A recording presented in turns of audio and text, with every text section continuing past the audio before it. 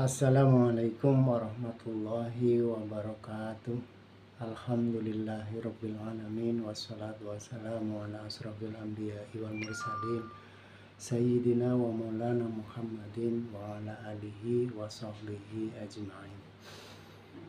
Jumpa lagi dengan saya Aagiman, tukang dukun yang bermakrifat. Pembahasan kali ini tentang kitab-kitab samawi.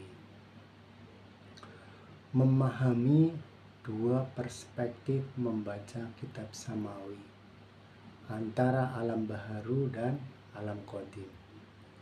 Dalam memahami kitab-kitab samawi seperti Injil, Al-Quran, Zabur, itu Taurat, itu ada dua perspektif.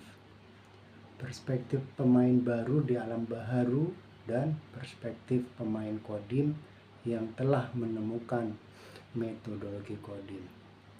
Pemahaman ini menjadi sangat penting untuk membedakan antara membaca kitab kisah masa lalu dan menghidupkan realitas spiritual yang terus berlaku hingga saat ini.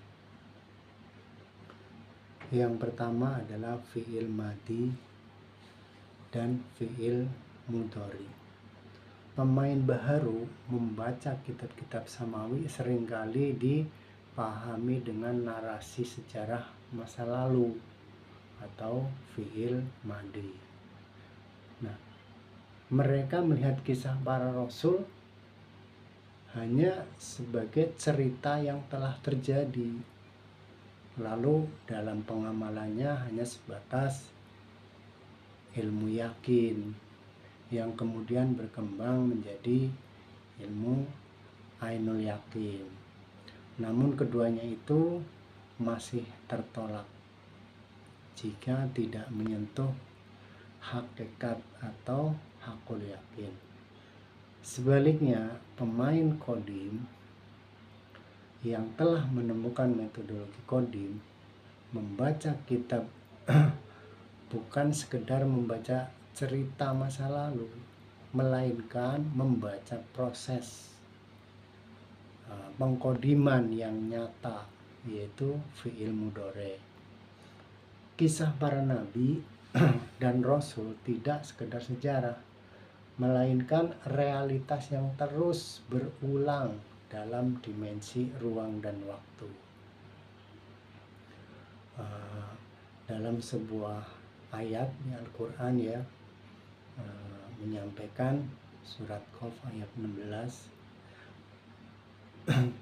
dan kami lebih dekat kepadanya daripada urat lehernya. Ayat ini jelas menegaskan bahwa realitas ketuhanan yang bersifat imanen atau terus-menerus hadir dalam setiap dimensi kehidupan manusia,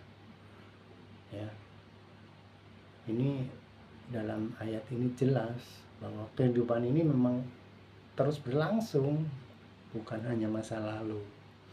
Nah, ada kita mengenal ilmu yakin, ilmu ainul yakin, ilmu hakul yakin. Ilmu yakin pemahaman melalui teks, buku, dalil, tetapi sebatas pengetahuan intelektual. Kalau ainul yakin menyaksikan atau pengalaman dari tanda-tanda kebenaran melalui pengalaman batin, tapi belum sampai kepada penyatuan hakikat. Nah, yang ketiga, ilmu hakul yakin mengalami, seseorang itu mengalami kebenaran secara langsung melalui proses pengqodiman, di mana seseorang dijalankan, diikhlaskan, dihilangkan rasa ego. Nah, karena yang dominan kalau hanya mengandalkan ilmu yakin atau ainul yakin itu adalah rasa merasa ya. Tapi kalau di dalam Al-Quran itu dalam surat Al-A'raf ayat 43 itu di situ jelas bahwa kamilah yang menghilangkan rasa marah dalam dadamu. Nah, dalam metodologi Qadim bukan manusianya yang mengendalikan diri, melainkan Allah yang mengatur dan memurnikan hati. Nah, ini antara agama samawi dan agama ardi ya, itu sangat jauh berbeda. Agama samawi itu bersifat top down. Allah menurunkan hidayah melalui Rasul, melalui kitab-kitab Qadim dan sistem wasilah. Atau ati Allah wa ati Rasul wa ulil amri minkum. Sebaliknya, agama ardi adalah agama status quo, pengakuan dari manusia yang dibangun dari upaya manusia itu sendiri, hanya mengandalkan ilmu akal, amal, dan tanpa penyambungan ke sistem Qadim. Analognya gampang ya, seperti ini. Jadi ketika agama ardi itu diumpamakan seperti orang yang ingin mendaki sebuah gunung yang sangat tinggi, hanya mengandalkan peta tanpa pemandu yang jelas. Tetapi kalau ilmu agama samawi ya, itu diibaratkan seperti pendaki atau ya, berarti orang mau mendaki gunung yang sangat tinggi, sangat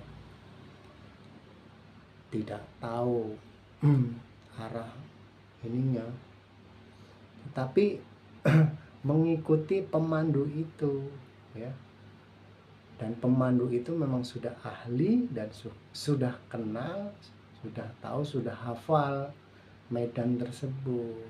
Nah, itu analognya seperti itu. Jadi tanpa pemandu Qadim, manusia itu hanya berputar-putar dalam lingkaran prasangka dan dugaan, hanya menduga-duga kalau tanpa pemandu Qadim. Makanya pentingnya pemandu Qadim ya.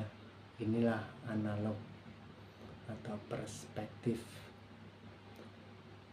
dua agama ardi, agama samawi, kitab-kitab Qadim, kitab-kitab ini. Jadi pentingnya punya pemandu yang Qadim.